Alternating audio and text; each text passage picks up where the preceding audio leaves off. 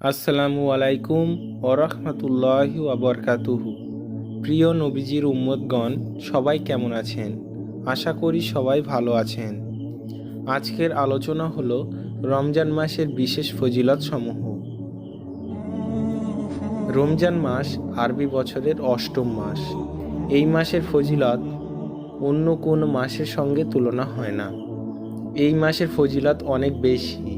আল্লাহ তাআলা এই মাসকে বিশেষভাবে ফজিলত দান করিয়াছেন। এই মাসের যে কোনো ইবাদতের সওয়াব অন্যান্য মাসের ইবাদতের অপেক্ষায় 70 গুণ বেশি। আল্লাহ তাআলা এই মাসে উম্মতে মুহাম্মদ সাল্লাল্লাহু আলাইহি সাল্লামের প্রতি 30টি রোজা ফরজ করিয়াছেন। রাসূল করিম সাল্লাল্লাহু আলাইহি সাল্লাম বলেন, রোজা মানুষের পাপরাশি জ্বালাইয়া পোড়াইয়া শেষ করিয়া দেয় এবং দেহ কাঠামোকে পাপমুক্ত ও পবিত্র করে। হাদিসে বর্ণিত হইয়াছে, একদা মূসা আলাইহিস সালাম আল্লাহ তাআলার নিকট আরজ করিলেন, হে মাবুদ, আপনি উম্মতে মুহাম্মদ সাল্লাল্লাহু আলাইহি সাল্লামের জন্য ফজিলতের মাস হিসেবে কোনটিকে নির্দিষ্ট করিয়াছেন? আল্লাহ তাআলা বলিলেন, আমি তাহাদিগকে ফজিলতের মাস হিসাবে রমজান মাস দান করিয়াছি। অপর এক হাদিসে বর্ণিত আছে, যে ব্যক্তি রমজান মাসে রোজা রাখে, আল্লাহ তাআলা ওই মাসের প্রতিদিন তাহার সহিত বেহেশতের একটি হুরকে বিবাহ দিয়ে রাখেন। অন্য এক হাদিসে আছে, যে ব্যক্তি রমজান মাসে রোজা রাখে, আল্লাহ তাআলা কিয়ামতের একটি বিরাট চমকদার প্রাসাদ দান করিবেন। এই প্রাসাদটি দরজা হইবে 1000 বছরের ন্যায়।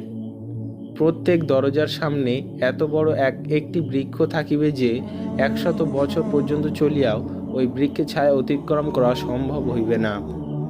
এক হাদিসে ইরশাদ হইয়াছে, যে ব্যক্তি রমজান মাসে রোজা রাখে, সমগ্র ফেরেশতা, পশু পক্ষী, কীট পতঙ্গ, এমনকি পৃথিবীর যাবতীয় প্রাণী ও তরুলতা তাহার জন্য দোয়া করিতে থাকে। যখন রমজান মাস আগমন করে তখন খুশি এবং সচ্ছলতার সঙ্গে আগমন করে। ইহাতে সর্বদাই নেকি, কারণ এই রাত্রে তারাবির নামাজ এবং দিনে রোজা রাখা হয়।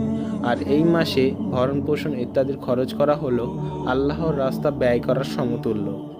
অন্য এক হাদিসে বর্ণিত আছে, রাসূল করিম সাল্লাল্লাহু আলাইহি সাল্লাম বলেন, রমজান মাস আসিবার সাথে সাথে বেহেশতের দরজাসমূহ খুলে দেওয়া হয় এবং দোজখের দরজাসমূহ বন্ধ করে দেওয়া হয় এবং শয়তানকে গ্রেপ্তার করা হয়।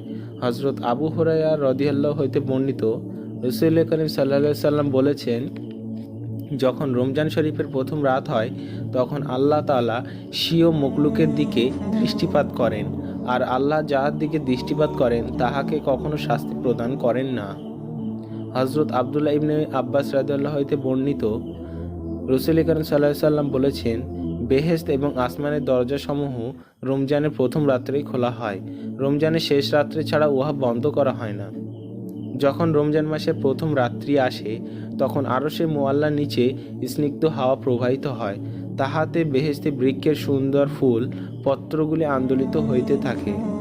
যখন উহা আন্দোলিত হইতে থাকে তখন দেখিতে অতিশয় সুন্দর মনে হয় এবং উহার মর্মর ধ্বনি এতই শ্রীমধুর যে ওইরূপ ধ্বনি কাহারও কর্ণ কোনোদিন শোনে নাই। অতঃপর হুরদিগকে সজ্জিতও করা হয়। তাহারা বেহেশতের একটি উচ্চ স্থানে দাঁড়াইয়া আওয়াজ করিয়া বলিতে থাকে, হে প্রভু, তুমি আমাদের সঙ্গে প্রতিশ্রুতি ওয়াদা পূরণ করো। তারপর হুরগণ বলে, হে রেজওয়ান, যিনি বেহেশতের ভারপ্রাপ্ত ফেরেশতা, ইহা কোন রাত? তিনি উত্তরে বলেন, ইহা পবিত্র রমজান মাসের রাত। আজ উম্মতে মুহাম্মদ সাল্লাল্লাহু আলাইহি সাল্লামের জন্য বেহেশতের দরজা খোলা। এই সময় আল্লাহ বলেন, হে রেজওয়ান, সারা রমজান মাস উম্মতে মুহাম্মদ সাল্লাল্লাহু আলাইহি সাল্লামের জন্য বেহেশতের দরজা খোলা রাখো। আর আল্লাহ মালিককে বলেন, যিনি দোজখের ভারপ্রাপ্ত ফেরেশতা, সারা রমজান মাস দোজখের দরজা বন্ধ করিয়া রাখো। জিব্রাইল ফেরেশতাকে নির্দেশ করেন, হে জিব্রাইল, পৃথিবীর দিকে গিয়ে ইবলিসকে বন্দী করো, সারা রমজান জিঞ্জির আবদ্ধ করিয়া রাখো। জিঞ্জির দ্বারা এইভাবে উহার ঘাড় বাঁধিয়া দাও যেন উম্মতে মুহাম্মদ সাল্লাল্লাহু আলাইহি সাল্লামের মধ্যে ঝগড়া বিবাদ না করাইতে পারে, কেননা উম্মতে মুহাম্মদ সাল্লাল্লাহু আলাইহি সাল্লামের রোজাদার দিগকে আমি অত্যন্ত ভালোবাসি। রাসূল সাল্লাল্লাহু আলাইহি সাল্লামের এক হাদিসে ফরমায়েছেন, রমজান মাসে কেউ 1 দিরহাম মাত্র দান করিলে অন্যান্য মাসের 1000 দিরহাম দানের তুল্য সওয়াব হয়। আর এক হাদিসে বর্ণিত আছে, রমজান মাসে প্রত্যহ 3 বার আল্লাহ তাআলা বান্দাগণকে লক্ষ্য করিয়া বলিতে থাকেন, আমার নিকট প্রার্থনাকারী কোনো বান্দা আছো কি? আমি তাহার প্রার্থনা কবুল করিব। গুনাহ হইতে তওবাকারী কোনো বান্দা আছো কি? আমি তাহার তওবা কবুল করিব। আমার নিকট ক্ষমা ভিক্ষাকারী কোনো বান্দা আছো কি? আমি তাহার ক্ষমা করিব।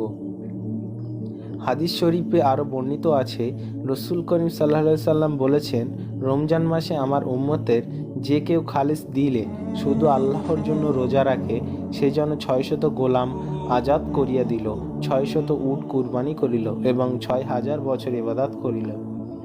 আর এক হাদিসে বর্ণিত আছে, রমজান শরীফে জুম্মার দিনে যে নফল ইবাদত করে এবং কোরআন শরীফ তেলাওয়াত করে, সে 1000 বছরের ইবাদতের সওয়াব লাভ করবে। আল্লাহ তাআলা আরও বলেন, আমার বান্দা শুধু আমার সন্তুষ্টির জন্য ও পানাহার শাহওয়াত ইত্যাদি পরিত্যাগ করত, সেই ইবাদতের পূর্ণস্বরূপ আমি নিজে তাকে বিশেষভাবে পুরস্কৃত করিব। সুবহানাল্লাহ। ইসলামিক প্রচারে ও ছোট ছোট বিনোদন তথ্য পেতে আমাদের এই নতুন চ্যানেলটি সাবস্ক্রাইব করে পাশে থাকুন।